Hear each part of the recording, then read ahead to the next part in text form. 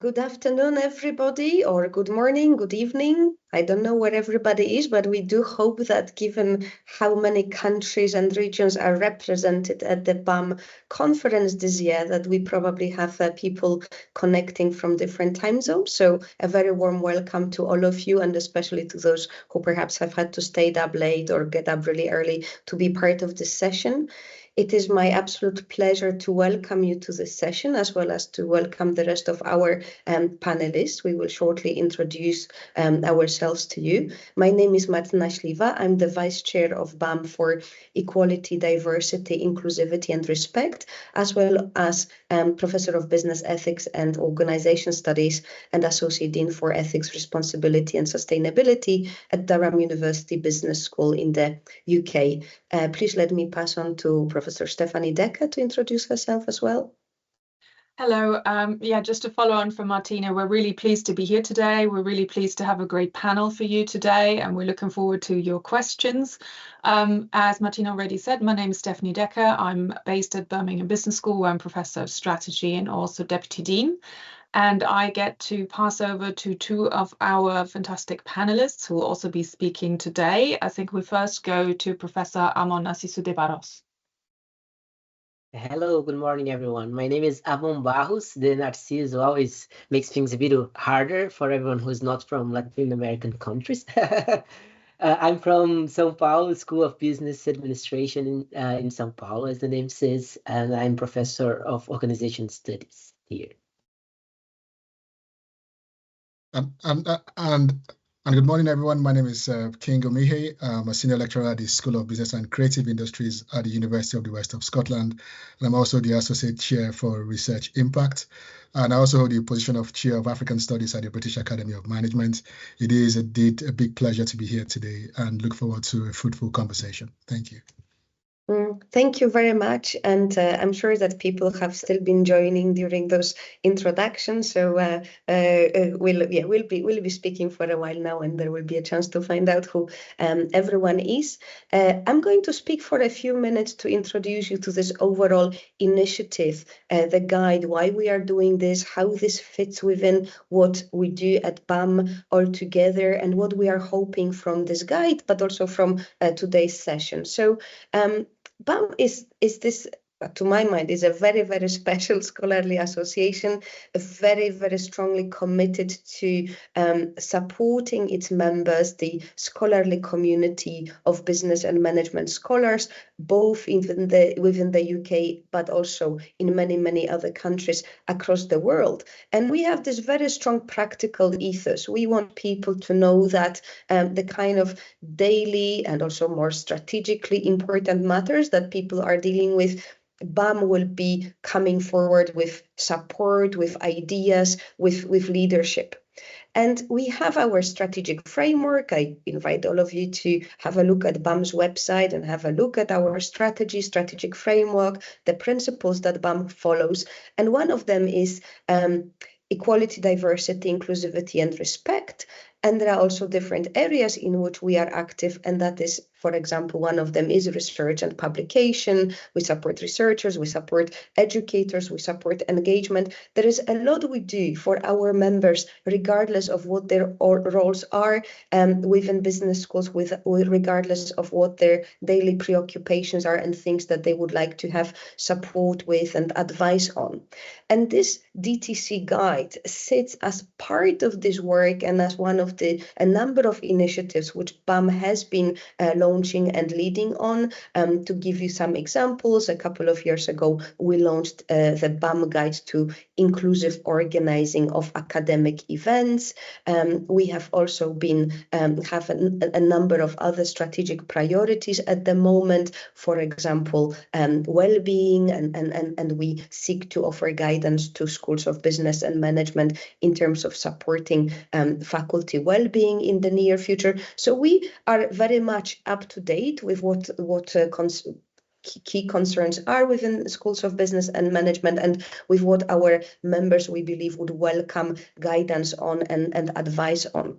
So with that in mind, what we really wanted was to offer something in the area of decolonizing the curriculum. And before doing this, we thought long and hard about who this guide really will be for, where we are with decolonization of business and management curricula in the UK and beyond. And one of the things that's clear to us is that we are all, in a sense, in a different place with this agenda. There are people who know a lot about this. There are people who know very little. There are people who have been engaged in these activities for a while already. There are those who would like to do something but are not sure where to start. There are people who are very, very supportive of the agenda, but there are also those who perhaps need some convincing. And we thought it's important to offer something practical, open up the discussion a little bit more, encourage colleagues to think about decolonization and think about practical ways in which to approach the decolonizing of the curriculum agenda, regardless of which subject areas within the business and management education people are active within. So if you have a look at the guide, and Stephanie will soon be introducing the document itself to you, you will see that there is a range of very, very practical examples and pieces of advice. And we are very clear about the fact that it is open to interpretation. We are not being normative, prescriptive, telling people what to do exactly, but we're hoping to get that kind of, to provide colleagues with inspiration for what to do, for how to go about decolonizing the curriculum. Now, how we prepare the guide, because that's important, and I have to say from the beginning, it's not a definitive document. It's not a perfect document. It's our first version. Perhaps there will be future editions at some point in 2 years, in 5 years. But this is an important document for us, and we hope it will be helpful to all of you as well. Stephanie and I are mentioned as the direct authors of the guide, but the guide really is the fruit of the labor of many, many different colleagues, people that we have spoken to, people who have very generously commented on earlier versions of the guide, giving us ideas for what to include, how to phrase certain things. So whilst, of course, we take responsibility of any shortcomings of the document, we have to express gratitude here to many members of our research community, including our panelists here today, for supporting the guide, for giving their ideas, giving their time and effort to make sure that we produce as good a document as we have been able to within this time. We are also very, very grateful to the British Academy of Management, especially our CEO, Madeleine Barrows, who has had an important role in supporting the work on the guide, not least through helping us prepare a funding application. And here we are really, really grateful for the funding we have received as part of the Research Council, UK Research Innovation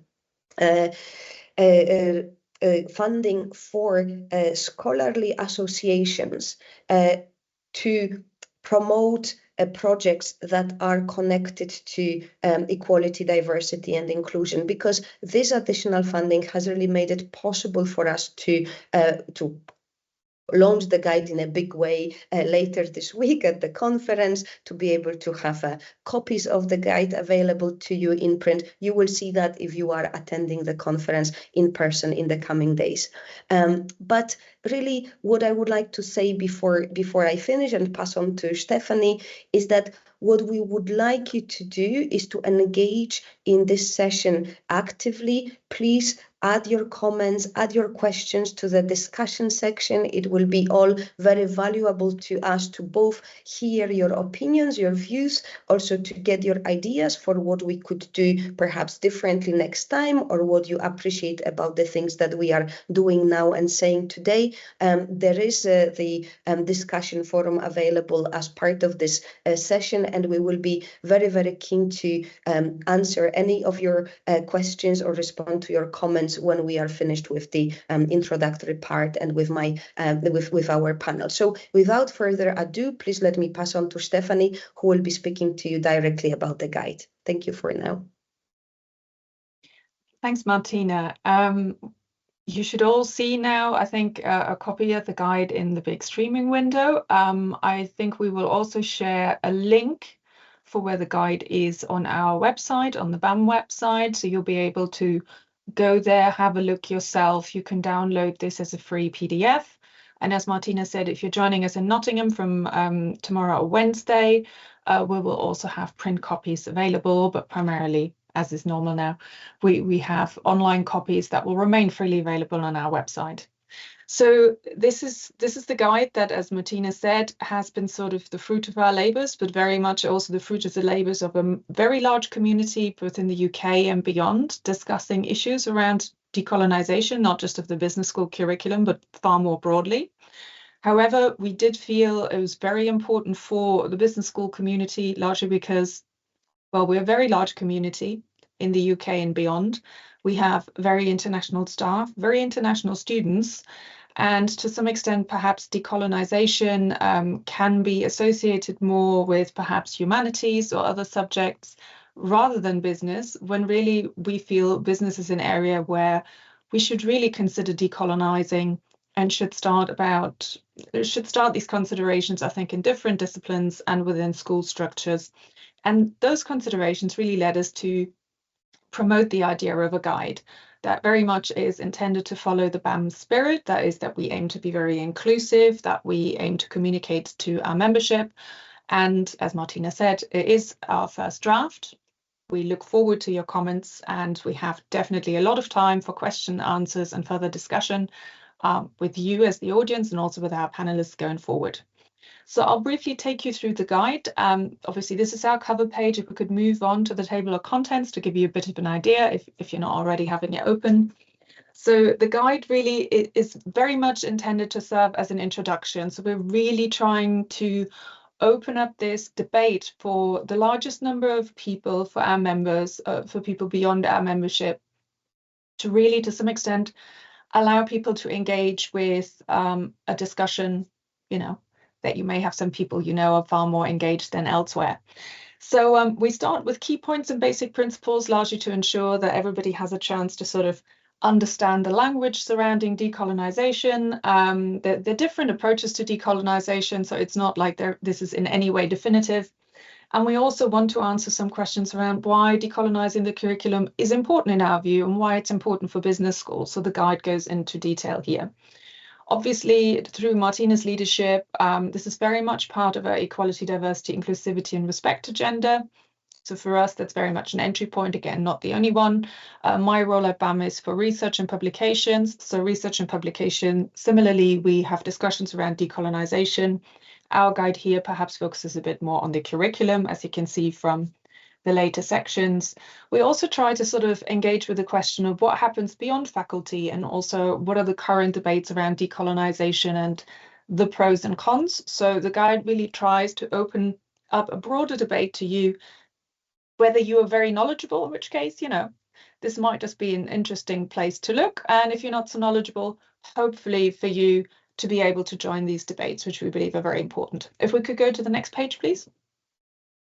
So this is our first introduction, as I already said. The aim is really for us to open the debate and to provide a guide, and it very much sits alongside other guides that we've developed at BAM. So for example, the All Welcome Guide, and you'll see this guide therefore also follows a little bit the ethos of existing guides, which is very much to give you ideas, practical tips, to highlight perhaps the initiatives, the activities that happen at other universities, and ways in which you, in different roles in a university, might consider to include decolonising, whether that is in your teaching, whether that is in programme administration. So you'll see while each aspect perhaps is very light touch, we'll try to cover a number of bases and also give you a significant number of resources. If we could go to the next page, please. So our key points and basic principles is really, we think around this as a way for say, module leaders to consider exploring decolonising in their modules, but also how we could perhaps update some of the things we're doing right now. So I said that the practical aspects beyond the wider debates is also for us an important aspect in this guide. Next page, please. Now, why is decolonizing the curriculum important? So we also tried to really touch here on some of the major debates that exist, and the fact that the business school environment perhaps hasn't always been the place where a lot of these debates have happened, either in the literature or in some business schools. For us, it's really important to be clear on why we think business schools in decolonizing the curriculum is immensely important, because we have so many students enrolled. It is such an international environment, and so is our staff. And clearly, when we're looking at issues of decolonizing, the role of business in wider political structures has always been important and remains very important, and doesn't tend to feature so much in business school education. Now, people and students vary, whether we look at staff or at the students, vary whether they're willing to engage in these discussions. So the guide is intended to offer opportunities to have these discussions and explore this, rather than prescriptively telling you what ought to be featuring in your programs or your modules. Next page, please. So who the guide is for is really key for us. We've been trying to think around our BAM audience, about the wider audience, and the fact that we believe that decolonization is something that is really important for us to have an awareness of, to have a decision, perhaps as people teaching, as people engaging with students, how we want to engage with it, and to understand this debate. So we're really trying to take a very open-minded approach, explaining as well as introducing and giving further resources on the decolonization debate in the UK.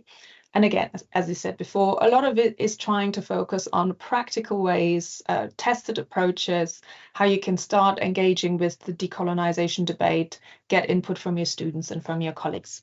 Next page, please.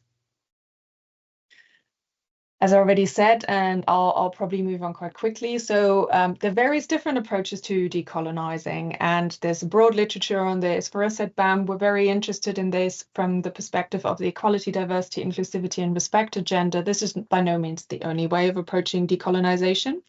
However, we feel, given that business schools are such a diverse environment, that ought to be part of our thinking in everything we do. And decolonization really is one of the major aspects where we also believe this can enhance the agenda, even if in some areas it might not be exactly the same agenda. Next page, please. So this is really core for us, where we switched to the part of the guide that we felt would be hopefully the most interesting and helpful to members and to others, which is the question of how would you actually get started with decolonizing the curriculum? Many people highlight decolonizing the curriculum as a process. It's a long process. It's not necessarily something that can easily be done. It is a much bigger structural piece. But how would you start bringing this awareness into your teaching, into your classroom? So what follows in the guide now are a number of tips and suggestions. They're by no means exhaustive. They're really very introductory to start and think about how can you bring decolonizing into the classroom and opening up those discussions. Next page, please. So first of all, we went through a number of different terms and issues that get discussed when we look at decolonizing. So clearly the meaning of decolonization in the context of business schools can vary. It also tends to vary for the kind of population of students you are speaking to, and where they come from geographically, and obviously where the business school is located. So that's why we're also very keen to be clear this is not just a UK conversation.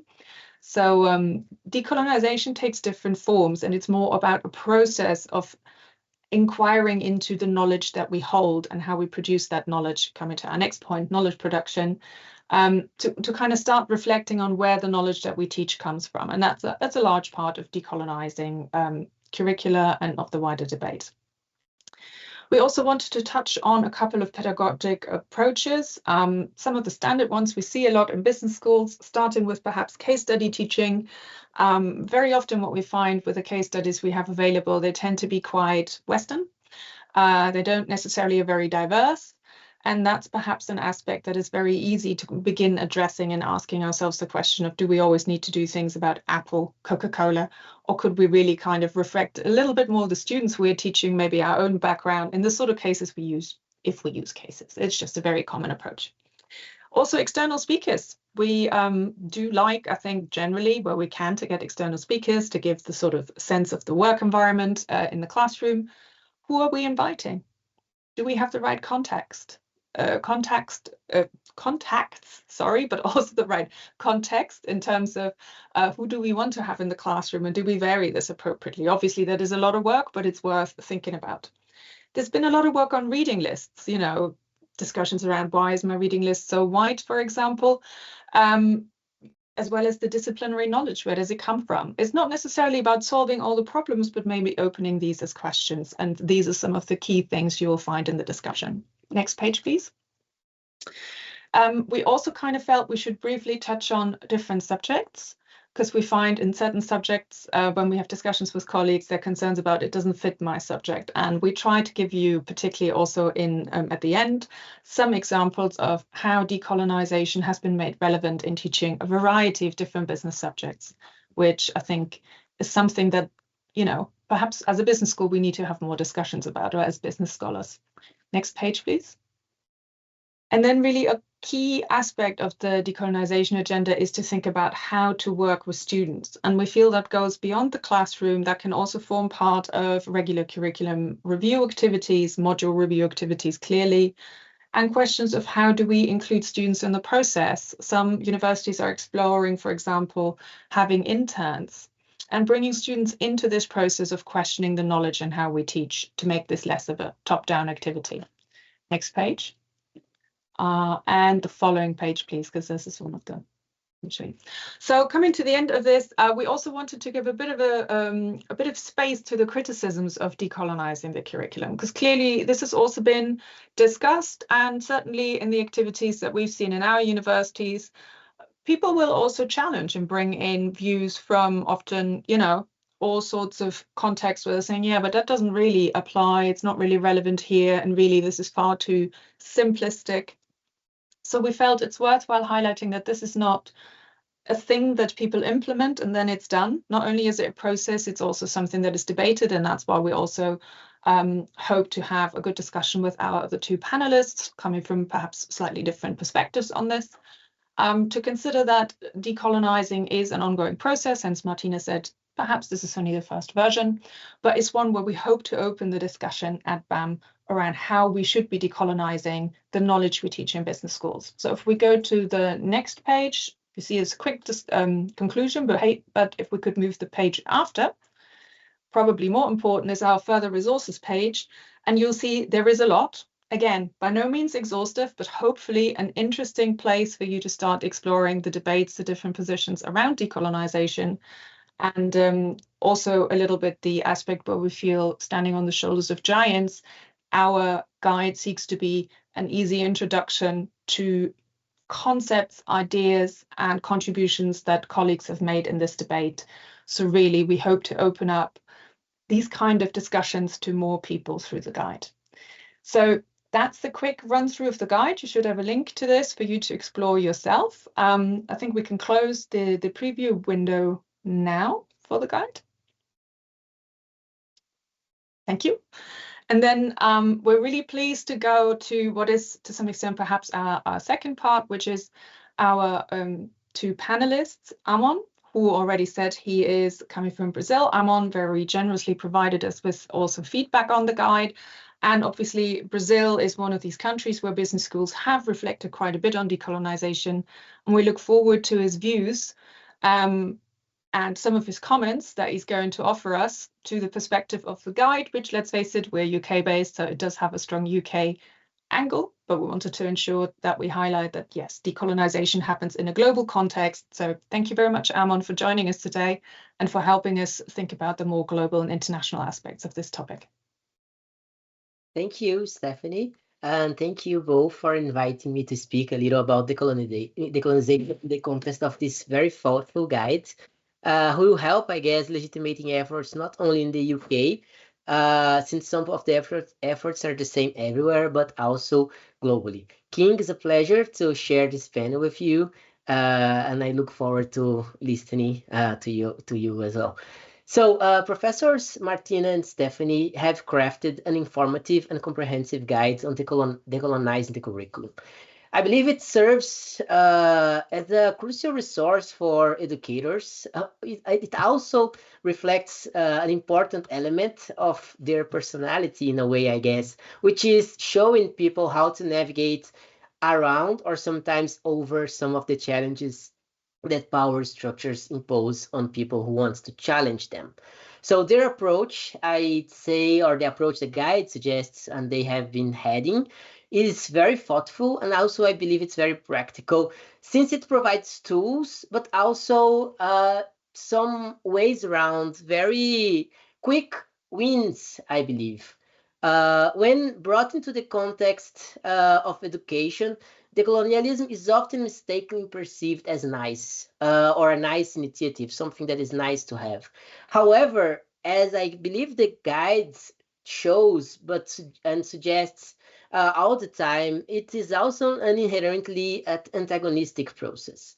The guide reflects an understanding of the challenges that are inherent to this process of challenging the space that some ideas have and some other ideas do not have. I also believe that even if we restrict decolonization to education, which is of course just a small universe around everything that decolonialism tries to touch and change, it remains confrontational. And it's very important, I believe, to keep this in mind. It's a confrontational process. It's about challenging and dismantling narratives that dominate pedagogical frameworks and sometimes silently. So sometimes they are there, and I guess this is the more powerful narratives are those that exist without us even realize they are there. But it's not only about narratives, of course. It's also about bodies and people who are not sometimes welcomed in our classrooms or in our educational spaces. These narratives, they remain in power, or they remain potent because they either ignore or marginalize other definitions of science that do not fit into their very strict definitions, very narrow definitions of what can be considered scientific. And this is a problem also in Brazil, because there is, of course, as you know, a global a market for business schools. And then when you think about it, you have some business schools who are looking abroad to try and legitimize themselves as top schools, whereas some other schools who do not consider themselves playing on that same league, they also import materials from the global center and sometimes repeat the same problems that we see and perceive elsewhere. So this dispute and this challenging of the established narratives, it's not only a matter of or only a problem for developed or countries or Western countries, but it's a matter for everyone who is in business schools all around the world that have to realize that sometimes the materials we use in the classroom are very excludent, even if they do not portray themselves as being so. And the antagonism that this kind of guide or the colonial efforts brings forward is also about disrupting our comfort zones, both for educators, of course, but also for students, because sometimes they just want the knowledge that is there and the knowledge that is mainstream, the knowledge that will guarantee them a place in a, I don't know, or supposedly will guarantee them a position in a multinational or whatever. So we also need to push against this and try to understand how having the colonial efforts, or maybe the colonial ethos around our business school, can invite us to have more a knowledge that is more contextual and then more effective because it's more contextual. So people are not just repeating what the type of narratives, the type of knowledge that was produced elsewhere, but trying to put it in context, especially when we have students that are not from developed countries, that are not going to work in multinational corporations. This effort in contextualizing knowledge is very relevant. In many instances, of course, this will be so antagonistic that it can bring some sorts of pushbacks that can even be violent, or not necessarily physically violent, of course. Maybe it is, but not necessarily. And then people who want to embrace these initiatives have to be prepared for that as well. And having this guide, I guess, it's an important element, again, in legitimizing these initiatives, to allow people to say, hey, I'm doing this, and I have the backing of this organization, of these other people who are in the same conversation. So it's not only a voluntaristic idea, it's something that's relevant for the field. And I guess having decolonizing efforts as something that is relevant for the field is really important. For me, therefore, the idea of decolonialism, so it's a net ethos, so it's something that we do because we think it's important. As educators, we believe it allows other people and other bodies to be in our classrooms, and other forms of knowledge, people who have different realities, but it's also something that makes knowledge better. So if we take the idea of strong objectivity from Harding, we can say that the colonial standpoints are also more realistic, since they consider the complexities of the realities that are there, not only a single short-sighted view of what is scientific, what is the reality, or what are organizations that people will work in. And just so moving to the final comments that I'd like to make, I would like to emphasize that by advocating for a curriculum that is conscious of historical process and of the students that are in the classroom, of the people that are invited to the classroom, of the type of knowledge that we invite to be discussed, we also can make education more relevant and more engaging to students. Therefore, I'd like to say that I really, really enjoyed reading and having this guide, and I'm looking forward to discussing it with my colleagues, with my dean, with the vice deans, with everyone I can, since I do believe that it's not only about a fad or something that is nice, but it's also about making knowledge more engaging, more relevant, and more ethical, more just. And of course, I believe this is very important. Thank you very much. Thank you, Amon. That was really great to get this view, and for you also to widen the discussion. Now I would like to introduce King Omeye. King has been a fantastic member of the BAM community. We wanted to have him here today because obviously we had the international dimension. We'd also like to get the UK perspective from King. But it's also worth highlighting, as we briefly did in the introductions at the beginning, King and colleagues have been absolutely fantastic in creating a new stream within BAM for African Studies. I think we must be absolutely the only business and management conference that has an African Studies stream. And I think the particular function and contribution of this has really been to create a really friendly, open forum for any participants from the African continent, and it can often be a struggle to come to UK conferences, and King and colleagues have been absolutely fantastic in launching this initiative. So we're really looking forward to his views on the guide, on the wider problem, and to hear more about his experiences of really widening the audience. King. Thank you very much, Stephanie. I'd like to begin with a heartfelt thank you to the British Academy of Management and the remarkable team behind the BAM Academic Guide. And I would say this isn't just another guide, it's a well-crafted vision for the future of business education. And from my conversations with colleagues and students alike, it's clear that a document of this nature is indeed needed. And I'm happy from my reading that's not just more than a set of basic or best practices, it's a call to action. And I must really and sincerely acknowledge Martina Silva and Stephanie Decker, whose insights and dedication have been instrumental in bringing this vision to life. And I also like to recognize Madeline Barrows, the CEO of BAM, and of course, my fellow panelist here, Professor Amon. So I'd like to use my time to look behind the context and importance of the Decolonization Guide. And in doing so, I'm wearing two hats, one as a long-standing member of the British Academy of Management, and two as a chair of African Studies here at BAM.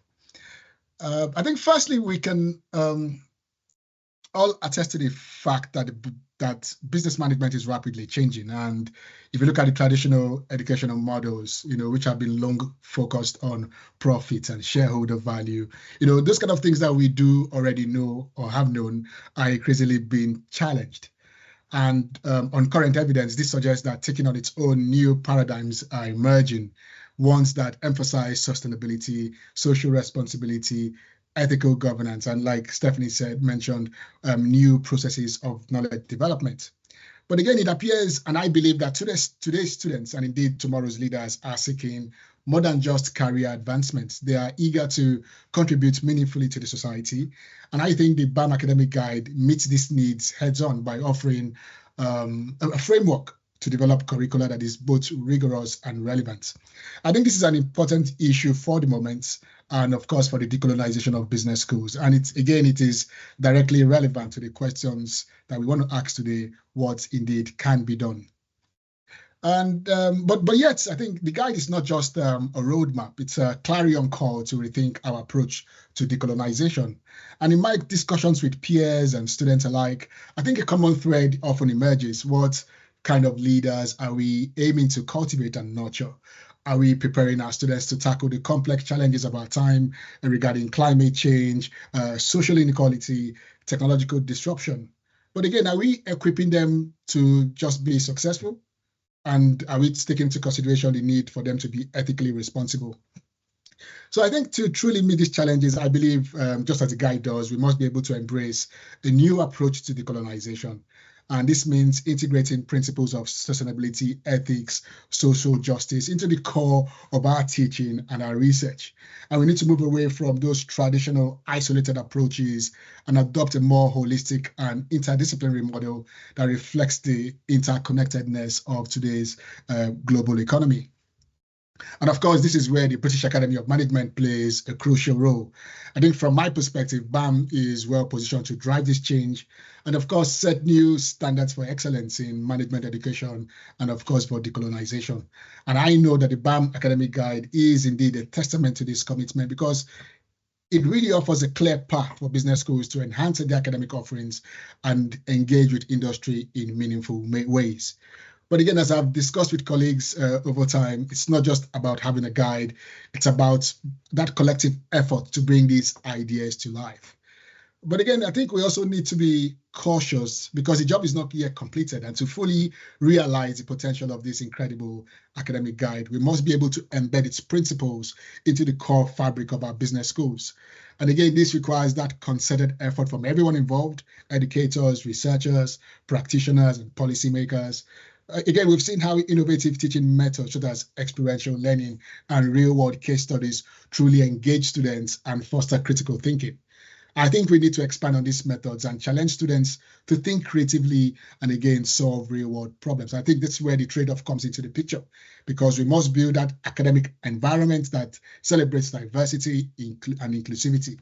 And conversations with students and colleagues reveal that our classrooms must reflect the rich diversity of the society and be accessible to all. And I think we can promote a culture where every voice is heard and valued and create an educational environment that is not just equitable, but again, empowering. I think another place where I think the BAM guide does or makes a profound impact is in terms of promoting that culture of collaboration and knowledge sharing.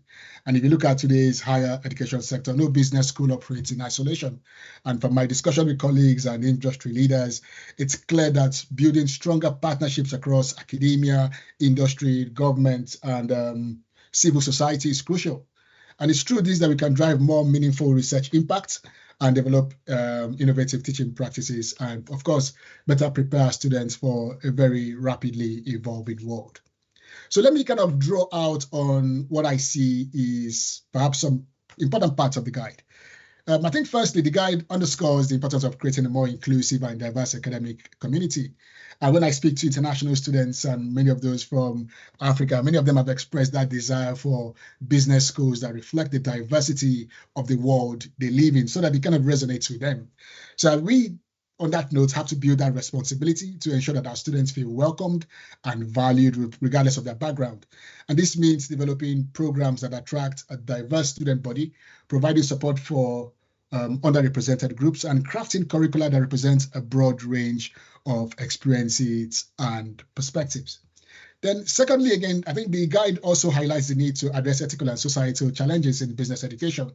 And of course, you'll all agree trust in society is at an all-time low. And I believe it's our duty to prepare students to be ethical leaders who can move or navigate beyond those complex moral dilemmas. And this requires integrating ethical integrations into our teaching and research. And I believe that by doing so, we can help students develop that moral compass that will guide them throughout their careers. So without taking much of a time, I think let me conclude by saying the BAM guide represents a significant leap forward. And again, I would say this is not just the beginning. I believe the real work lies in our collective effort to bring these ideas to life, to build a more inclusive and equitable and sustainable future. I think all that said, the challenges we face are substantial, but again, so are the opportunities. But together we can create a future where the business schools and business education is not just preparing students for the job market, but equipping them to make a positive difference in the world. And these are all areas that will benefit from further collaboration and assessment in future editions. But again, my kudos goes to Martina and Stephanie for the incredible work putting together such an incredible guide. So thank you, everyone, and I look forward to the exciting discussions that lie ahead.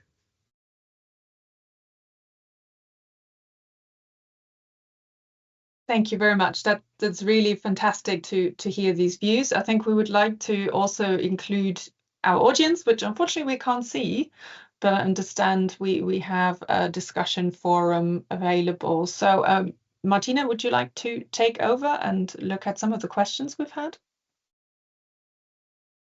Martina, you're on mute.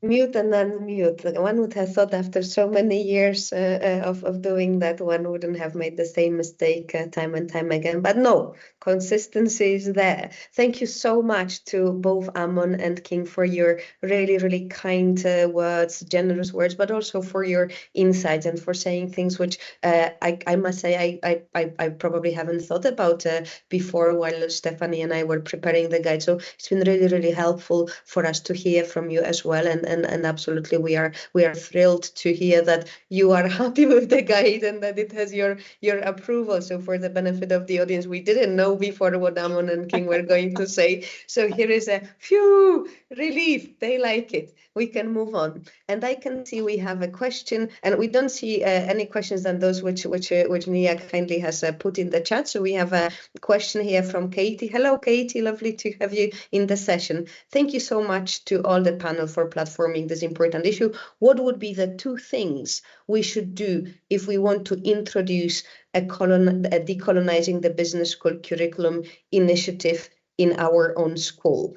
2 things for those especially who haven't started these initiatives in their schools. Would any of you like to take this question? Or King would like to take this question. So over to you, King. Thank you.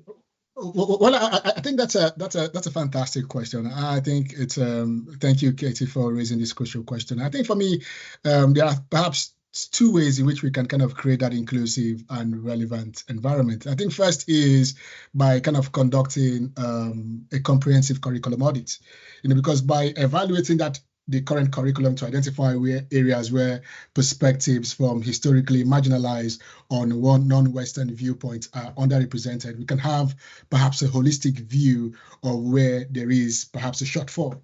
I think this audit can kind of involve perhaps a detailed analysis of course content, teaching materials, case studies, theoretical frameworks. But again, this can only be done by engaging faculty members and students and external experts to ensure a broad range of perspective and insight. But again, I think one of the good things is that if we conduct this audit, it can provide a clear understanding of the gaps and areas for development, but more importantly, create a solid foundation for curriculum design.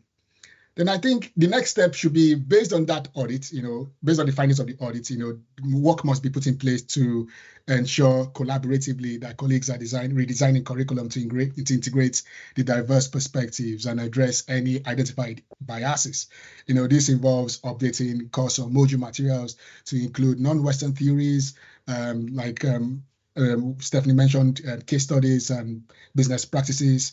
But again, I think it's important to provide professional development for faculty to support them in incorporating inclusive pedagogical practices. I think this is quite important.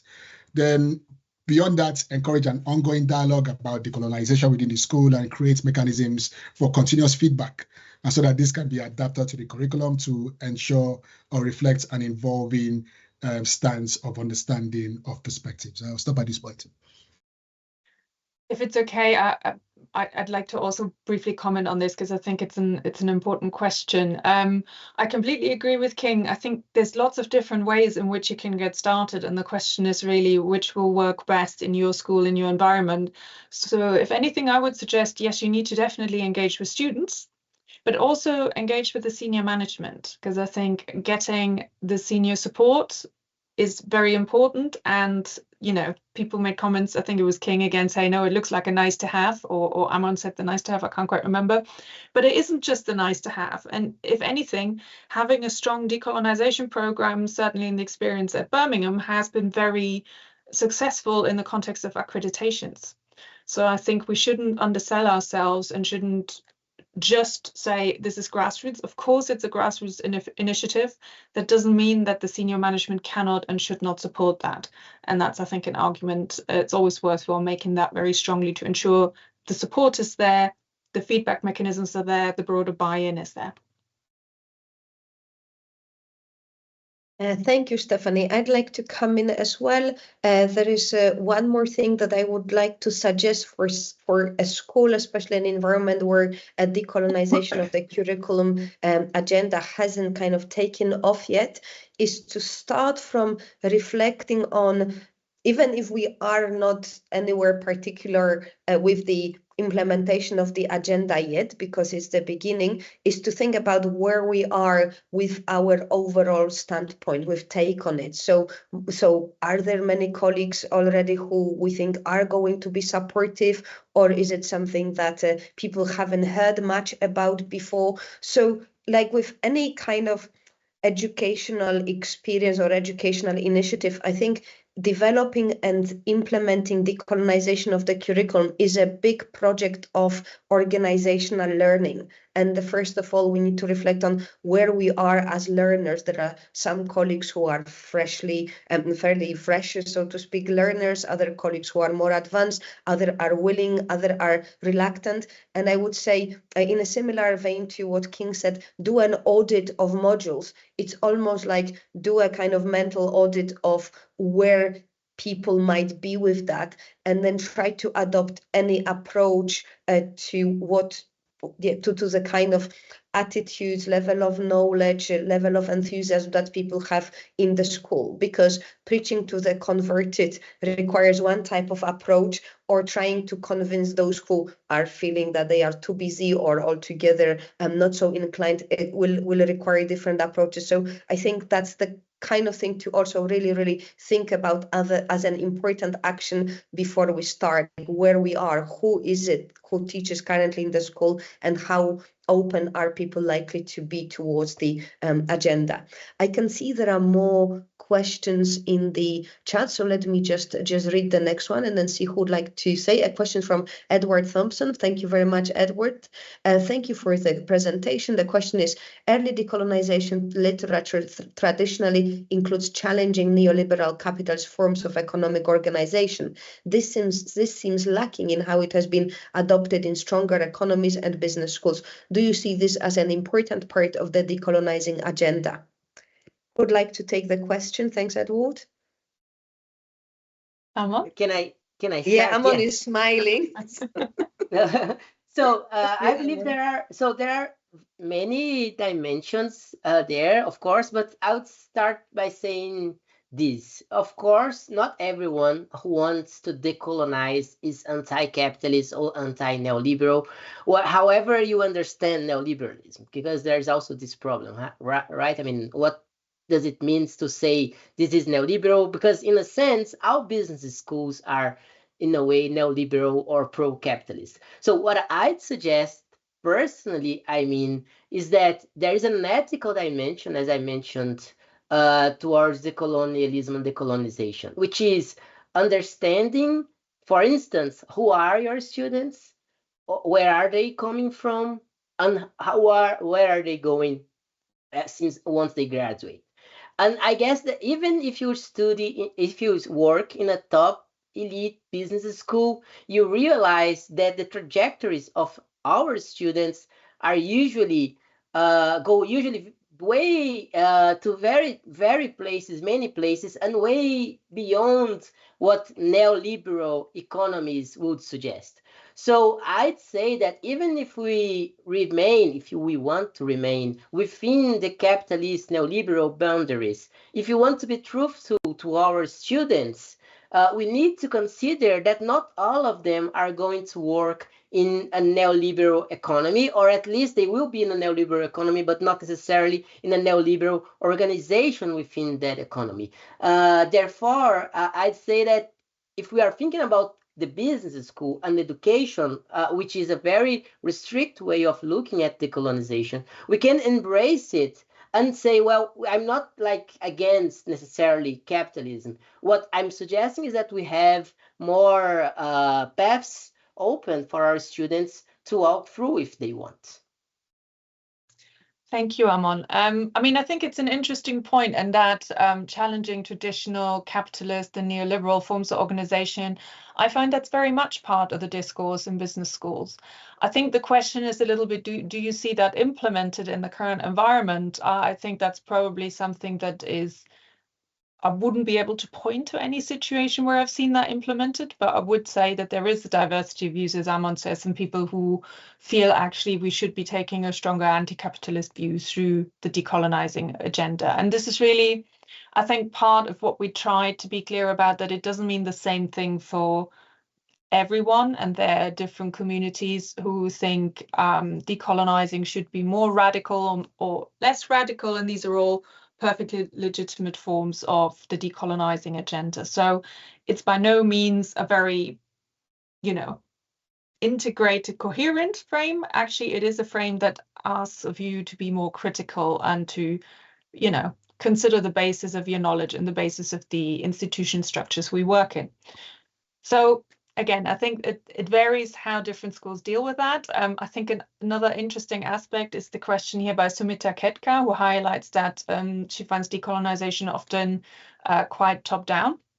I think that varies. I've seen both. But I think the question of how do you involve students into the experience is really, really important and absolutely central to decolonizing. I mean, I personally have seen examples like what King mentioned, where students were absolutely integral in pushing for a curriculum review, particularly of reading lists.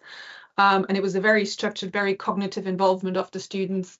I've seen other examples where they got a theatre company in and had students really engage with creative arts to talk about feelings, emotions, and perceptions of being in a neoliberal colonial environment potentially for them, or to think about what decolonizing might mean for them, which is a very different sort of form of approach to the question of not just what do you think about decolonizing, but also how do you feel about it and how do you seek to express yourself in non-traditional ways. But maybe to open this up to our panelists, what other forms of engaging students have you seen?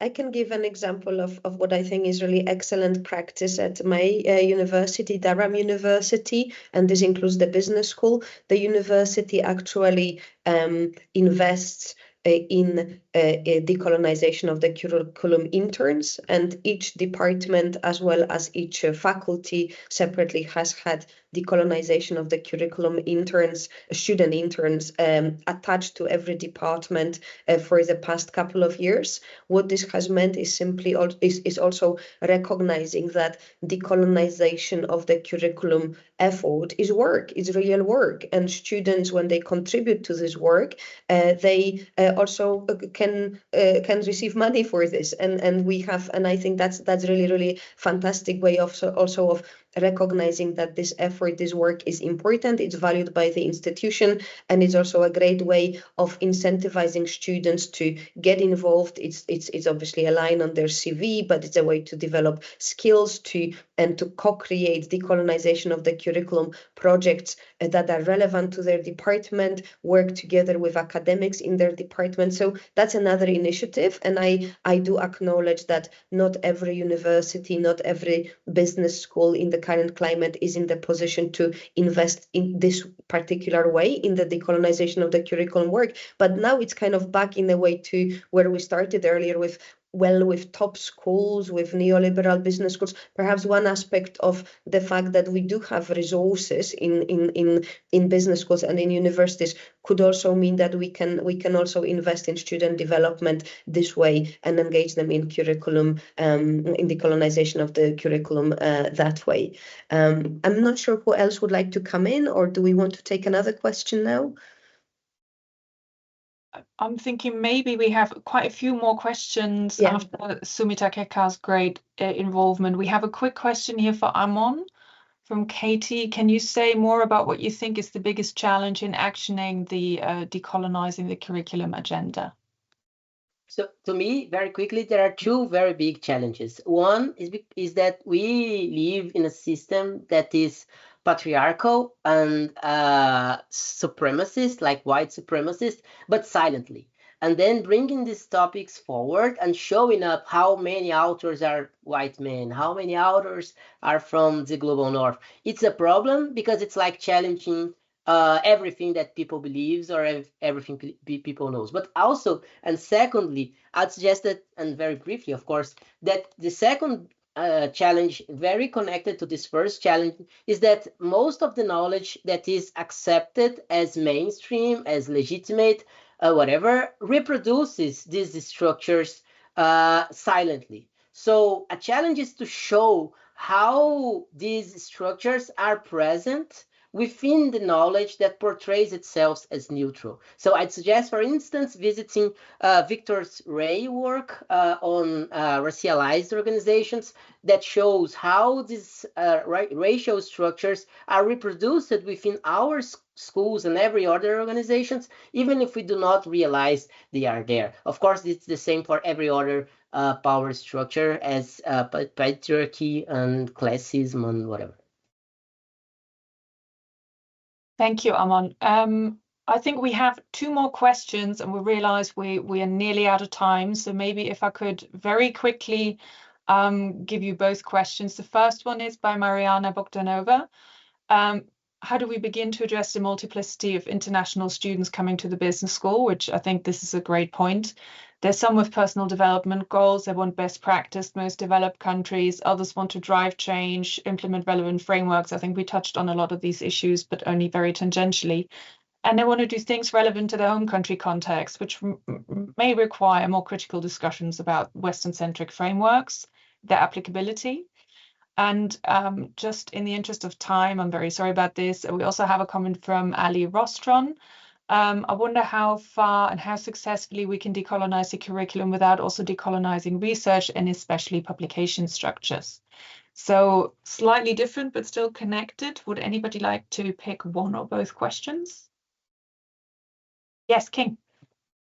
Okay, I can touch on both briefly. I think firstly, taking on Mariana's question, I think Mariana talks about the multiplicity of international students coming to the classroom. I think we've seen best practices across many business schools, and I think one of the key ways is perhaps integrating diverse case studies, because again, you're able to incorporate case studies from a variety of countries and contexts, not just from the most mature nations and most mature economies. I think if we can embrace the ability to incorporate case studies that exposes students to a broader range of perspectives and practices, I think this would actually help students understand how different frameworks can be applied across contexts. But again, around critical thinking, we've spoken about critical thinking and the need to promote collaborative learning. But I think one other area we need to, that she focused on our question, was about personal development goals. And I think for us as business schools, there must be that ability to recognize and support the individual development of international students by providing them with mentoring and career counseling that helps align them with their aspirations. And I think this tailored guidance can help them achieve their personal goals while also understanding how to apply their learning in home countries. I think one area we could also look at is facilitating that open dialogue, providing a classroom environment where students feel comfortable in sharing their experiences and perspectives. I think this can allow for richer understanding, richer experiences, and foster understanding. I think in terms of Jonathan's question, he mentioned how successfully can we decolonize the curriculum without decolonizing research and publication structure. I think firstly, curriculum is heavily influenced by research and publications that are considered authoritative and valuable. And if the research landscape remains dominated by Western perspective and Western viewpoints, the real truth is that it can limit the range of viewpoints and case studies included in curriculum. I think an effective way to do this is to ensure that there's a corresponding shift in research priorities and publication practices that ensures perspectives are not only known, are not only taught, but also represented in discourse. Then I think one other point, for want of time, is if curriculum aims to be decolonized, it should be able to draw from a wide range of research that reflects global and local context. This means incorporating studies from non-Western scholars and recognizing indigenous knowledge systems and valuing research from diverse regions. And I think if this is put into play, it can diversify the teaching materials and ensure there's a strong interplay between curriculum and research. Thank you very much, King. I'm afraid we're out of time, so we'll be wrapping up now. Thank you, everybody, for your contribution. Also, thanks to our audience. I'm really sad we can't actually see you. I hope we will see you in the next coming days in Nottingham. Do get in touch if you want to have a chat with us. Thank you so much for your comments. I think it all highlighted also in our debate how we're very much still at the start of a process, and we're really glad we got the opportunity to engage with you all and for your active engagement, questions and comments today. And just briefly to hand over to Martina, if you want to say anything else in closing. Very briefly, and thank you to everybody for bearing up with that. We are again super thrilled to have had this chance to have this session. So again, many thanks to our panelists, many thanks to all our participants and those of you who have asked questions. This is a debate which we are starting at BAM now. It's not the end. Stephanie and I hope that we will have conversations with many of you in the coming days, but also please do get in touch with us if you have further ideas, further comments, feedback, and let us know how you're getting on with the guide in your own business schools. Have a great conference, everyone. Take good care. Fantastic. Bye. Bye. Bye.